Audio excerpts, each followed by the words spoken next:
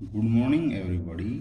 आज हम संघीय कार्यपालिका की नेक्स्ट वीडियो में केंद्र में सन 1989 और 91 तक उप प्रधानमंत्री थे, यानी कि उप प्रधानमंत्री कौन बने 1989 से 91 तक चौधरी देवीलाल उप प्रधानमंत्री बने थे।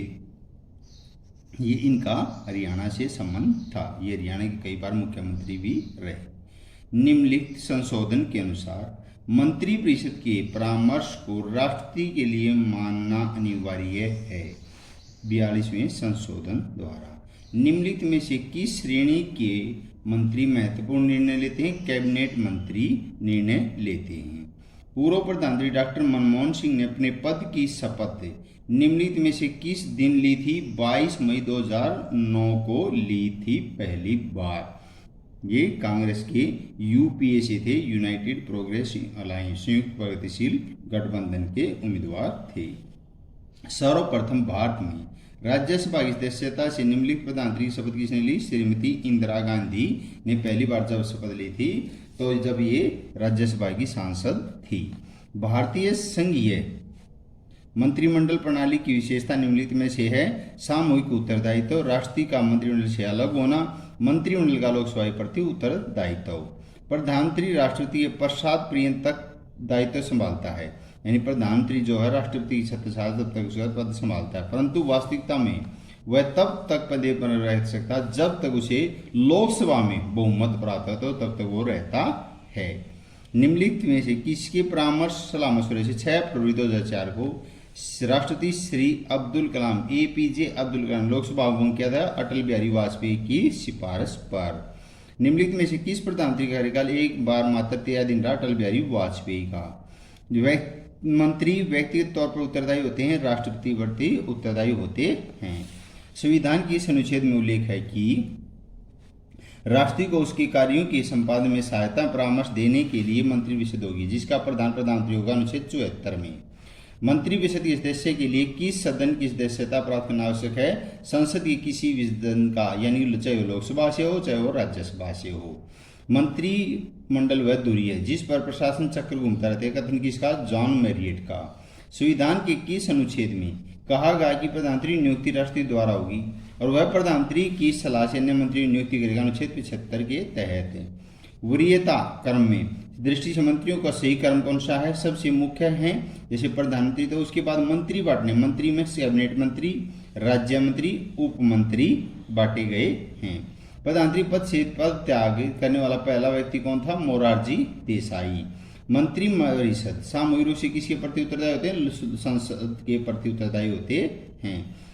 यदि भारत के प्रधानमंत्री राज्यसभा सदस्य हों तो वे अविश्वास प्रस्ताव की स्थिति में अपने पक्ष में वोट नहीं दे सकेंगे। निम्नलिखित में किसका परंपरा के रूप में पालन किया गया था? मंत्रिपरिषद में भारत के सभी भागों का प्रतिनिधित्व हो। निम्नलिखित में से कौन प्रधानमंत्री जो पद ग्रहण के समय विधानसभा का सदस्य था? HD देवगौड़ा। HD देवगौड़ा, हरदनली डोडेगौड़ा, देवेगौड़ा, ये कर्नाटक के कई बार मुख्यमंत्री भी रह चुके हैं, तो फिर ये प्रधानमंत्री बन गए थे। HD हरदनली डोडेगौड़ा देवेगौड़ा ये पूरा नाम है। निम्नलिखित में से कौन भारत के प्रधानमंत्री पद पर रहे थे? इनमें से चौधरी चरण सिंह प्रधानमंत्री रहे थे। इनमें से ये चौधरी देवीलाल उप प्रधानमंत्री रहे थे, नहीं कि प्रधानमंत्री नहीं थे, उप प्रधानमंत्री थे। ठीक है। भारत में निम्नलिखित में से किस प्रधानमंत्री के विरुद्ध अविश्वास प्रस्ताव पारित हुआ? विश्वनाथ प्रताप सिंह, VP सिंह बोलते हैं, विश्वनाथ प्रताप सिंह। किसके द्वारा मंत्रियों के विभागों का बंटवारा होता? प्रधानमंत्री द्वारा। निम्नलिखित में से किन राष्ट्रपतियों की मृत्यु अपने पद पर रहते हुए थी? यानी अपने राष्ट्रपति था और पद पर रहते हुए उसकी मृत्यु हुई थी। डॉक्टर जाकिर हुसैन और डॉक्टर फखरुद्दीन अली अहमद। निम्नलिखित में से कौन भारत का ये राष्ट्रपति के निर्वाचन में भाग तो लेगा परंतु उसके महाभियोग में नहीं लेगा? ये राज्यों की विधानसभाओं द्वारा।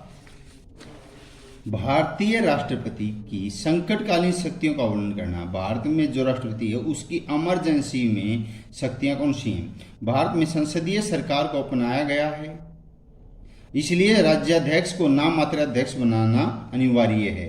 यानी राज्याध्यक्ष को नाम मात्र का कौन? राष्ट्रपति नाम मात्र का अध्यक्ष होता है। इसी बात को ध्यान में रखते हुए उसे भारतीय संविधान की शक्तियां नाम मात्र की प्रदान की गई है।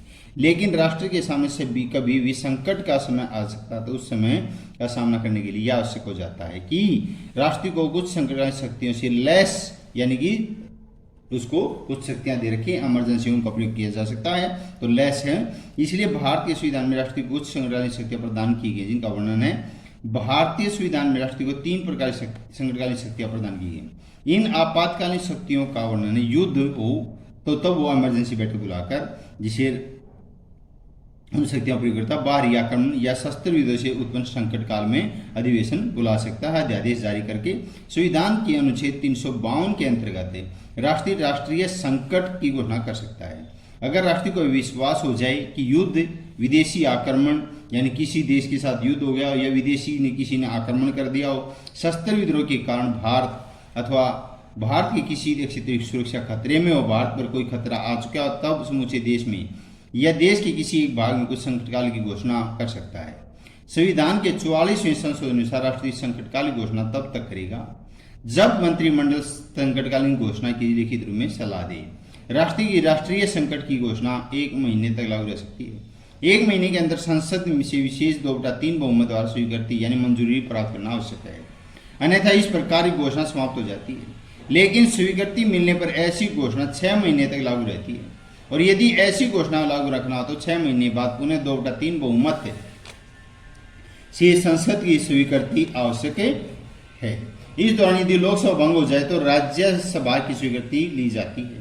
नई लोकसभा बनने की पर उन्हें स्वीकृति प्राप्त की जाती है। अगर नई लोकसभा 30 दिन के अंदर स्वीकृति न दे तो घोषणा समाप्त हो जाती है। घोषणा के प्रभाव क्या रहेंगे? राष्ट्रीय द्वारा की गई सरकार संकटकालीन घोषणा के प्रभाव, सारे देश का शासन राष्ट्रीय के हाथों में आ जाता है। वह राज्य सरकारों को आदेश दे सकता है कि अपनी कार्यपालिका शक्ति का प्रयोग किस प्रकार करे। संसद को समस्त देश अथवा जिस भाग में संकटकालीन घोषणा की गई उसके लिए राज्य सूची में दिए गए विषयों पर भी कानून लाने का अधिकार होगा। इस प्रकार भारत का संघीय ढांचा एकात्मक ढांचे में बदल जाएगा। संकटकाल के समय संसद को कानून पास करके अपनी अवधि को 1 वर्ष तक बढ़ाने का अधिकार मिल जाता है, परंतु यह अवधि संकटकालीन घोषणा समाप्त होने के 6 महीने से अधिक नहीं बढ़ाई जा सकती। राष्ट्र को संघ तथा राज्यों के बीच राजस्व के विभाजन में परिवर्तन करने का अधिकार मिल जाता है। ऐसा संकटकाल सबसे पहले अक्टूबर 1962 में जो भारत और चीन के बीच में युद्ध हुआ था, जब चीन ने हमारे देश पर आक्रमण किया था। 1965 में पाकिस्तान के साथ आक्रमण हुआ तो जाने के बाद घोषणा लागू की गई, जो जनवरी 1968 तक लागू रही। दिसंबर 71 में भी बांग्लादेश की स्थितियों पाकिस्तान द्वारा फिर आक्रमण के कारण इसे लागू करना पड़ा। 26 जून 1976 को आंतरिक गड़बड़ी के कारण जो खतरे के कारण आपातकाल इमरजेंसी लागू की गई थी, जिस टाइम प्रधानमंत्री थी इंदिरा गांधी ने इमरजेंसी लगा दी थी। तो राज्यों में संविधान के असफल होने पर संकट होना। अनुच्छेद 356 के अंतर्गत यदि राष्ट्रीय को प्राप्त सूचना के आधार पर राज्य के राज्यपाल की लिखित रिपोर्ट पर विश्वास हो जाए कि राज्य का शासन संविधान के अनुसार नहीं चल रहा तो वह राज्य में संविधान के असफल होने की घोषणा कर सकता है। संकटकालीन घोषणा की एक प्रक्रिया, राष्ट्रीय द्वारा की गई राज्य में संविधान के असफल होने की घोषणा संसद के दोनों सदन द्वारा 2 मास के अंदर स्वीकृति होनी चाहिए, अन्यथा 2 महीने के समाप्त हो जाएगी। लेकिन 2 मास संसद स्वीकृति मिलने पर 6 महीने तक ऐसी घोषणा लागू रहेगी। संविधान के 44वें संशोधन के अंदर यह व्यवस्था की गई है, जब संसद राष्ट्रीय द्वारा लागू की घोषणा स्वीकार कर लेगी तो उसी घोषणा एक समय में 6 माह तक लागू रहेगी और 6 महीने में बढ़ाया जा सकता है। इस प्रकार 44वें संशोधन अनुसार इस प्रकार घोषणा साधारणतः 1 वर्ष लागू रह सकती है। यहाँ यह उल्लेखनीय है कि 44वें संशोधन पूरी घोषणा यह अवधि 3 वर्ष थी, लेकिन फिर भी 44वें संशोधन अनुसार राज्य में स्वैधानिक मशीनरी फेल होने की घोषणा 3 वर्ष के स्थान पर 1 वर्ष से अधिक लागू रह सकती है। यदि उस समय राष्ट्रीय संकटकालीन घोषणा लागू हो या चुनाव आयोग द्वारा प्रमाण पत्र दे तो राज्य विधानसभा चुनाव कराने ठीक है। घोषणा के प्रभाव क्या रहेंगे? अनुच्छेद 356 के अंदर घोषणा की गई है कि प्रभाव ऐसी स्थिति लगाओ भारत का राष्ट्रपति राज्य के गवर्नर यानी राज्य का राज्यपाल के प्रशासन अस्थायी रूप से सौंप देता है। राष्ट्र किसी अन्य कार्यपालिका संगठन को कार्य कर सौंप सकता है। गवर्नर को राज्य के वास्तविक कार्यपालिका का रूप ले सकता है। ऐसे राज्य जहां तो राज्यों के लिए संघीय संसद राज्य सूची कानून निर्माण का अधिकार मिल जाता है। राज्य कर्मचारियों को विशेष करते हुए राष्ट्रीय द्वारा सौंपे जा सकते हैं, परंतु राष्ट्रीय राज्य के उच्च न्यायालय स्वीकृतियों की कमी नहीं कर सकता। यह शक्ति संघ के हाथों में बहुत महत्वपूर्ण शक्ति है, जिसका प्रयोग हुआ है राज्यों में लोकतंत्र बनाए रखने और गुटों के आपसी संघर्ष से शासन तंत्र बनाए रखने की जरूरत है। इस संवैधानिक शक्ति का प्रयोग अब लगभग 122 बार हो चुका है। सबसे पहली बार इसका प्रयोग 22 जून 1951 को पंजाब राज्य में किया था। आज वित्तीय संकट काल अनुच्छेद 360 के अंतर्गत यदि राष्ट्रपति को यह विश्वास हो जाए कि भारत या इसके लिए किसी राज्य किसी भाग वित्तीय स्थायित्व या साख संकट में है तो वित्तीय आपातकालीन घोषणा कर सकता है इमरजेंसी की। यदि यह घोषणा संसद 2 मास के अंदर स्वीकृति नहीं करती तो अपने आप समाप्त हो जाती है। घोषणा प्रभाव है वित्तीय संकट की अवस्था में राष्ट्रपति राज्य को अथवा कुछ राज्यों में ऐसे निर्देश दे सकता है उसकी दृष्टि वित्तीय साख बनाए रखने के लिए आवश्यक है। वह आदेश दे सकता राज्य विधानों द्वारा पास किए गए प्रत्येक धन बिल पर स्वीकृति के लिए भेजा जाएगा। वह संघ तथा राज्य बीच राजस्व के बंटवारे संबंधी व्यवस्था आवश्यक परिवर्तन कर सकता है। देश की वित्तीय साख को बनाए रखने के लिए कोई आवश्यक कदम उठा सकता है। इस प्रकार संकट घोषणा भारत में अभी तक नहीं हुई है। अवगत रहें, सुरक्षित रहें। धन्यवाद।